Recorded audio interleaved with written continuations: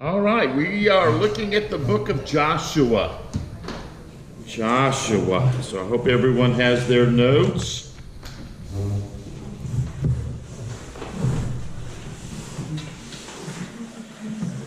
So as we wrote it in our introduction, the book of Joshua begins a series of 12 books called the historical books. The historical books.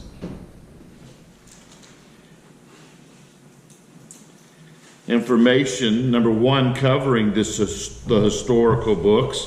As we wrote, they cover the life of Joshua, the conquest of Canaan and the tribal allotments, the judges and the kings of Israel, the divided kingdom after the death of Solomon, and the rivalry between the northern and southern kingdom until the fall of the southern kingdom to Nebuchadnezzar's army, which brought an end to Israel's existence as a free and autocratic nation. And so if you're wondering what the historical books have to deal with, that's what it deals with. The author of Joshua, number two, the penman of this book is not mentioned in the book. However, we believe most likely the candidate is Joshua himself, who was the key eyewitness to the events recorded. It says in Joshua chapter 24, verse 26, then Joshua wrote these words in the book of the law of God. So he did write these things. And it would probably an assistant, again like Moses, someone had to finish the book after his death. So we believe there was someone who had also to add the ending of that after Joshua's death. Probably Eleazar, which is one of Aaron's son, who was part of the priests. Not sure on that, but we believe someone had to conclude it. Number three, the information concerning Joshua himself as a person. And we have several things. Number one, he was born in Egyptian slavery during the 400 years, on the latter part of that. And letter B, the father was named Nun, of the tribe of Ephraim. Letter C, we know nothing of his mother, don't know her name or anything about her. Letter D, the name that he has is Jehovah, or literally Yahweh is salvation. Jehovah is the Latin translation of that. Jehovah is salvation, and corresponds with the New Testament name Jesus. Okay, we have Jesus. You say, during the time of Jesus, Jesus was a very popular name, kind of like Jim, Bob, Sally is today. It's just a popular name. He is, letter E, one of the two faithful spies, also along with Caleb, if you don't remember that. He is, letter F, 85 years old when he started his leadership responsibility. 85 when he started. Okay. And last of all, he took Moses' place as the leader of Israel. Number four, background and setting to really the book. God would give Israel the land by conquest, primarily to fulfill the covenant that he pledged to Abraham and his descendants. Also, to pass judgment on the sinful inhabitants. That should be one word, inhabitants. Not only was it a promise, I'm going to give you this land of milk and honey, but also those people who are in the land, the Canaanites and all the other ites that are there. God was punishing them. God gave them opportunity for them to repent. They didn't. They were serving other gods. And so God says, okay, this is it. You're going to be judged, and I'm going to be giving the children of Israel this land. Number five, outline of the book, a basic, really high top outline of the book. Letter A, the crossing of the Jordan rivers, chapters 1 through 4. Letter B, the conquering of the land, chapters 5 through 12. And then letter C, the dividing of the land, chapters 13 through 22. And last of all, letter D, Joshua's farewell address, chapters 23 and 24. So look a little bit closer into this outline. The crossing of the Jordan River, chapters 1 through 4. Letter A, God's provision for Joshua. As God was with Moses, that's what God would tell him. He would also be with Joshua. The times have changed, the people have changed, but God doesn't change. God is faithful. Letter B is God gives 3 promises to Joshua. Number 1 is where he walks shall be his land. That's chapter 1, verse 3. Where he walks shall be his land. Number 2, no man would be able to stand against him. Chapter 1, verse 5. Number 3, God will go with him wherever he goes. Chapter 1, verse 9. Just to read that, this is what it says, beginning verse 3. Every place that the sole of your foot shall tread upon, I have given to you, as I said to Moses, from the wilderness to Lebanon, as far as the great river, the river Euphrates, and all the land of the Hittites, and the great sea toward the going down of the sun shall be your territory. No man shall be able to stand before you all the days of your life. As I was with Moses, so I will be with you. I will not leave you nor forsake you. Be strong and of good courage, for to this people you shall divide an inheritance, the land which I swore to your fathers to give them. Only be strong and very courageous, and that you may observe to do according to all the law which Moses my servant commanded you. Do not turn from it to the right hand or to the left, that you may prosper wherever you go. This book of the law shall not depart from your mouth, but you shall meditate in it day and night, and you shall observe to do according to all that is written in it. For then you will make your way prosperous, and then you will have good success. Have I not commanded you, be strong and good courageous? Do not be afraid, nor dismayed, for the Lord your God is with you wherever you go. And so what an encouraging passage, but also needed. I mean, their leader who led them out of the slavery, the Exodus, and led them over this 40 years is now gone. He was going to have to step up. And so we have 3 promises. Letter C is the Rahab, the harlot. 2 spies. Number 1 were sent in to spy out Jericho, just to see what was going on, what was going to be needed. Number 2, the people had heard of the Red Sea experience and how they utterly destroyed the other kingdoms and nations. Remember Deuteronomy, where Moses giving those discourses, and he talks about in the book of Exodus and all that goes on. There were certain kingdoms. They said, hey, we're going to travel this way. And it was a popular way. It wasn't that they were just wandering in the wilderness, no way to go. They were traveling the road. And they said, hey, we're going to travel by you. We're not going to turn to the right, to the left. We're going to, if we need anything, we will buy it. They said, no, we're not going to have that. It came out against them. So God led Israel to destroy them. And so they had heard about that. This group of people. Can you imagine again? You know, we're talking about 2.5 million people. You know, it wasn't just a little bit of bad group over there, a few tents. They were taking up a lot of territory. Number 3, Rahab asked unselfishly for the protection for her family, not for herself. And then number 4, the sign from Rahab was a scarlet cord from the window. And then letter D, the crossing Jordan. Number 1 is the miracle. The miracle. God stopped the Jordan River when it was at flood stage. Listen to this verse, chapter 3, verse 15.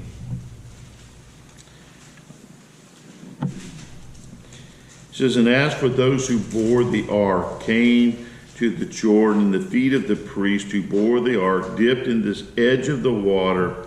And this is put in there, for the Jordan overflows all its banks during the whole time of harvest. So that's when it was happening. So it wasn't just, hey, the Jordan River, but it was the flood stage of the Jordan River. So some people can't say, well, you know, the Jordan River, it was having a dry month, and that's the reason why they get, no, it was during the flood, and it backed up the water. So we see that there is a miracle in the same kind of way of the parting of the Red Sea was a miracle that went on. Number 2 is the memorial. The memorial. God instructed Joshua to get 12 men from each tribe, and they would go into the bottom of the river and collect one of those river stones. Okay? You've seen river stones. They're smooth. You know, they didn't go down to the Home Depot and buy them. You found them, and they would take them out, and they would set them up. It was unusual to see river stones placed in some kind of way that were outside of the river.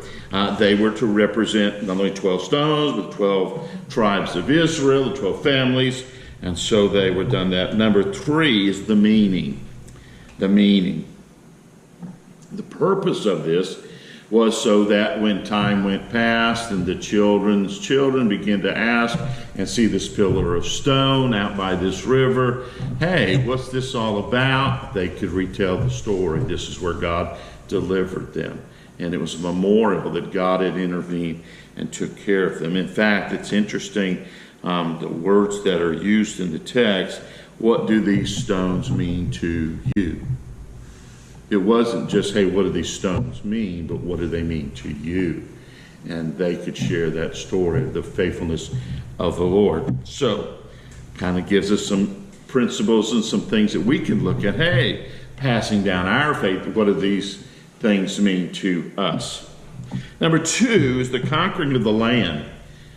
Conquering of the land, chapters 5 through 12. The first thing we notice is letter A, is the destruction of Jericho. The destruction of Jericho. They were to go around the city one time each day for 6 days. And on the 7th day, they would go around 7 times. And on the 7th time, they would shout and blow the trumpet. We know that the walls came falling down. So they went in and conquered that. Letter B is the devastation of Ai. The devastation of Ai.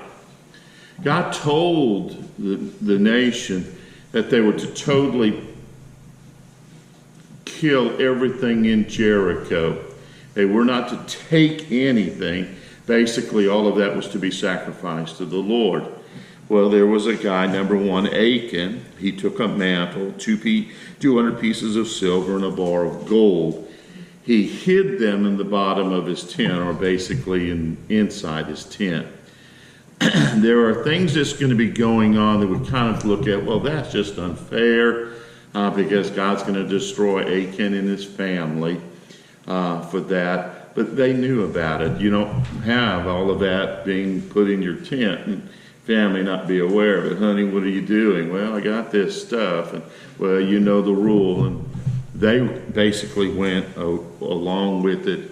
It was kind of like, hey, when they went to Ai, which Jericho is such a larger city, and for that to be utterly destroyed by this nation, it really didn't have that much understanding other than God providing them the victories over these kingdoms, to just utterly annihilate them. And Ai was such a small place.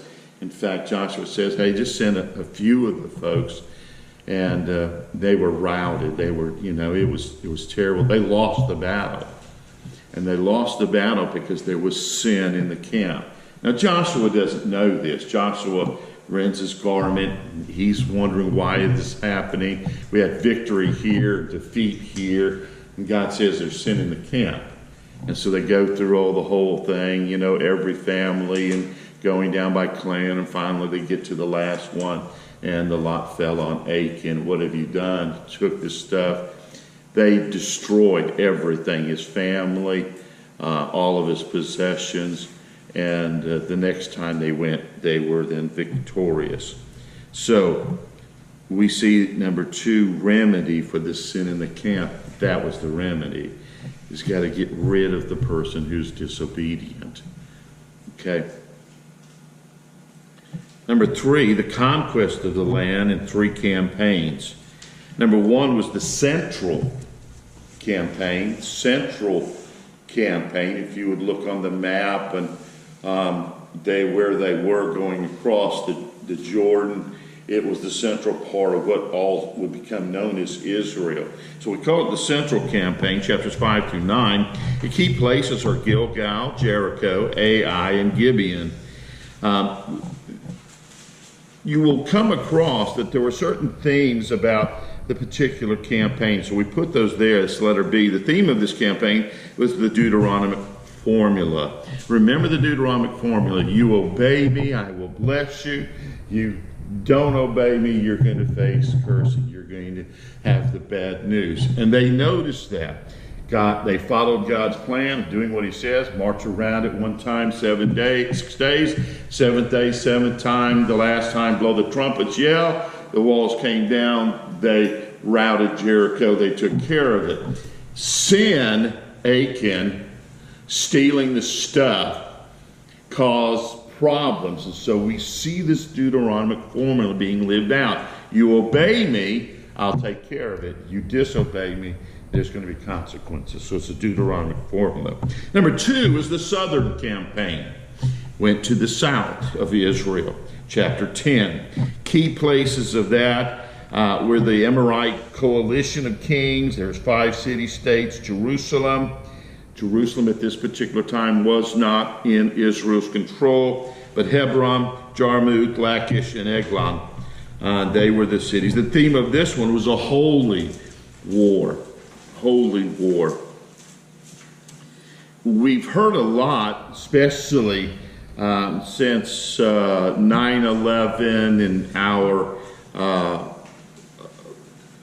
battle with radical Islamists, and also the Desert Storm and the wars and things like that, of holy war, jihad.